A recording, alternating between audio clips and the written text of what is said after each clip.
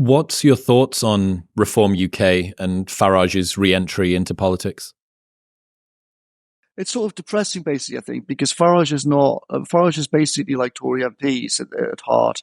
His goal is just to be on the Stupid Today programme on the BBC. He's not actually there to get anything done. So he's there to kind of profit from people being upset with the system, but he doesn't have real answers for what to do. And he always surrounds himself with useless characters who can't build anything. So the party itself isn't really going anywhere. It tops out at like roughly 15%. There's 15% of the country, like pretty much like Farage, and hate everybody else. And he can get that 15% this year. He got 15% in 2015. But it can't. But it's never going to solve the actual problem. Well, there's a lot of people that see Reform as the only potential supplanter to the Conservative Party, that Tories are dead in the water, they're not going to go anywhere, there's no way that they can come back from this, their reputation's completely destroyed. And here comes the prodigal son, someone who is a good communicator, who does articulate and orate very well. Is that a non-starter in your opinion? Do you need to, like Lazarus, bring the Conservative Party back from the dead? How can you make any sort of an opposition to Labour? So I think there's a vicious circle in British politics, which I think you see a similar sort of issue in America, right? What's happened over decades is that elite talent, a lot of elite talent used to go into politics and public service in one form or another. If you go back 100 years, you even go back like 50 or 70 years, you see a lot of incredibly able people in Washington, D.C., in Whitehall, building things and doing things. What's happened is that elite talent has massively shifted out of politics and public service. And they're in, some combination of maths, money, venture capital, tech startups, scientific research, etc., etc., etc. They don't want to be part of the party clown show and the political clown show, and this becomes very self-reinforcing. So like if you're looking at the overall economy, the economy is an open system. All kinds of people can come in and out of it. Startups happen, old companies die. There's this constant creative destruction, right? But in politics and government, the system doesn't work like that. So you have increasingly these like old parties which are all created 50, 100, 200 years ago. Tories 200 years ago, Labour 100 and odd years ago, Democrats, Republicans, 150 years ago, whatever. These things are all like kind of rotting internally, and most of the smart people have moved out elsewhere, and it becomes therefore extremely hard to rejuvenate these things. So, and very similar thing to what's happened in the States, right? You can see both Democrats and Republicans suffering from this problem. My own view about the Tories is like it's just very hard. I've watched them for 25 years. It's just a one-way process of talent collapse and rot.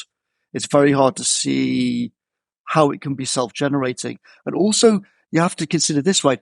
They don't want to change, right? Like the voters look at them and they say, "We hate you because you're so shit." But the Tories don't think of themselves like that, right? They just want to keep going in the same way that they always do. Same as Whitehall, right? You have Whitehall collides with once a century event in COVID, once a 50-year event in Ukraine. Does it say, "Oh my God, we've totally failed, we've got to change tack"? No, it's like, we've got to go back to normal, give us more power, give us more money, and let's carry on. And the answer is, you've all got to trust the old institutions, right? That's the solution. That's their solution to it. Give us more money, give us more power, and trust us. Does that not lay the groundwork for someone like a Farage to come in and say, this is new? Some of the people that were around him did seem to be a little bit younger, maybe a little bit more disruptive in some way. It's less ossified. It can do these things. Is that not a potential solution to this? Yeah, I think so. I think in principle it is, and in some respects, right? That's what Trump is. Trump partly is a phenomenon generated by tens and tens of millions of people just being completely disgusted and fed up of the old system. And a lot of people might think Trump's a bit of an asshole. They might not agree with him about everything, but they know one thing for sure about Trump, right? The old system really, really hates him. And because of that, well, he can't be all bad, and therefore, like, maybe he's our guy. Well, I mean, And that, we saw that with JD Vance. There's this famous Tucker quote where he said something like, "I know of nobody in the halls of power that supports JD Vance, and that makes me trust him immensely." exactly. And this is this like self-feeding dynamic, right? So the old establishment is saying more and more the real danger is populists and fascists and the people who don't trust the old institutions. But the more and their argument about what's happening is, well, it's the idiot voters who are fooled by disinformation. Yeah, like Hunter Biden's laptop is Russian disinformation, right? And Biden is senile disinformation run by Putin. Biden is super sharp in private, right? That's what the New York Times and CNN and MSNBC told everyone for the last 2 years. So they keep doubling down on it's the voters who are stupid to be not to trust us, and the answer is for them to trust us more. But that is pushing more and more and more people into opposing them. And as the Democrat Party is called more and more mad, it's pushed up. Elon voted twice for Obama. A whole bunch of people in Silicon Valley who voted for Bill Clinton, Hillary Clinton, and Obama twice have now just come out and said, "Sod it! Like we're going to vote for Trump." David Sachs doing a fundraiser, Chamath coming on his side, SF now Chamath, starting to get moving. Exactly. Chamath, who was like super pro Hillary and Biden, right, is now like all in for Trump. This kind of like self-generating madness of the Democrats and the old media is part of what's driving that, right? These guys didn't want to find themselves involved in politics. These are startup people who wanted to keep doing what everyone's done in Silicon Valley for 50 years, which is like, we try and isolate ourselves from the madness in the East Coast. We don't want to touch it. We want to build our own stuff out here and leave us be. And finally, the madness of the New York Times, the Democrats, has become so intense. A lot of them have said, I think Mark Andreessen said last week, something like, paraphrasing Trotsky, you may not be interested in war, but war's interested in you. And, I think that's the attitude which a lot of people in the Valley have adopted, right? We didn't want to be interested in all of this stuff. We wanted to keep clear of it, but you kind of put a gun to our head and forced us to. It's a call to arms for the tech bros and their mechanical keyboards to get moving and start doing something. All right, so just to round out the discussion about the UK, what do you see? What can people expect the next few years in the UK? What's your prediction? What do people expect? So I think that generally speaking, like there are powerful long-term trends, and unless some force intervenes with them, you should just expect these things to continue, roughly speaking. So the Tories are a farce. The Tories will remain a farce. I think it's very unlikely that you see some kind of rejuvenation. After 1997 to 2001, they just ran around in circles for 4 years, completely delusional, complete waste of time, didn't get anywhere. Since then, the quality of the people has massively deteriorated, so why the hell would the story be different? I think, ironically, that Labour will do a bit more of what me and the Vote Leave team wanted to do on some things. So I think they'll be like a bit better on things like planning law, for example. It'll become a bit easier to build stuff.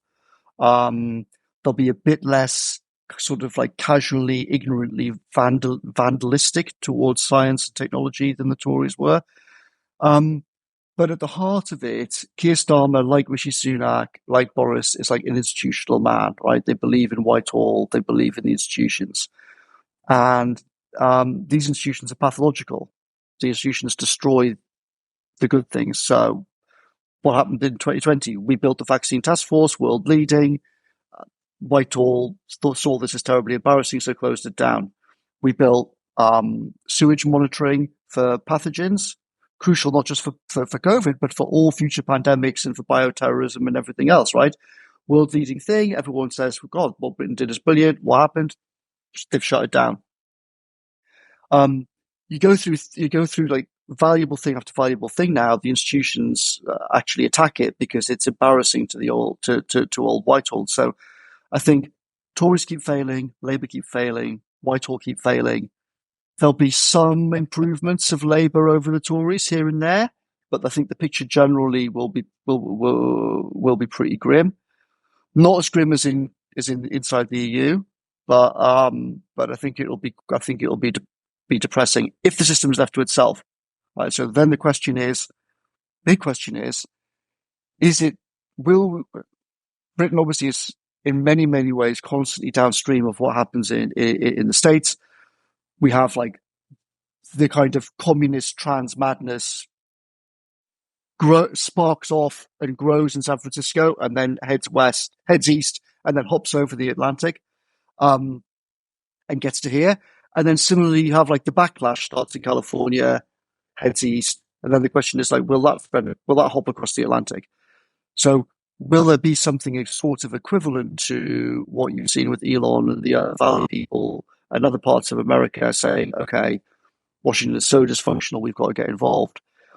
If Britain's going to change course, it needs a subset of elite talent to stop what they're doing now and to say, okay, we're actually going to get involved with politics and government and force the broken old system to change. This episode is brought to you by Element. Stop having coffee first thing in the morning. Your adenosine system that caffeine acts on isn't even active for the first 90 minutes of the day, but your adrenal system is, and salt acts on your adrenal system. Element contains a science-backed electrolyte ratio of sodium, potassium, and magnesium with no sugar, no gluten, no coloring, no artificial ingredients, or any other BS. It plays a critical role in reducing muscle cramps and fatigue while optimizing brain health, regulating appetite, and curbing cravings. The orange flavor in a cold glass of water is literally the best way to start your morning. I've done it every single day for over 3 years now, way before they were a partner on the show, and I love it. Best of all, there is a no BS, no questions asked refund policy, so you can buy absolutely risk-free, and if you do not like it for any reason, they will give you your money back, and you don't even need to return the box. Right now, you can get a free sample pack of all 8 flavors with your first box by going to the link in the description below or heading to drinklmnt.com/modern wisdom. That's drinklmnt.com/modern wisdom. Thank you very much for tuning in. If you enjoyed that clip, you will love the full-length podcast in all its glory, which is available right here. Go on. Press it.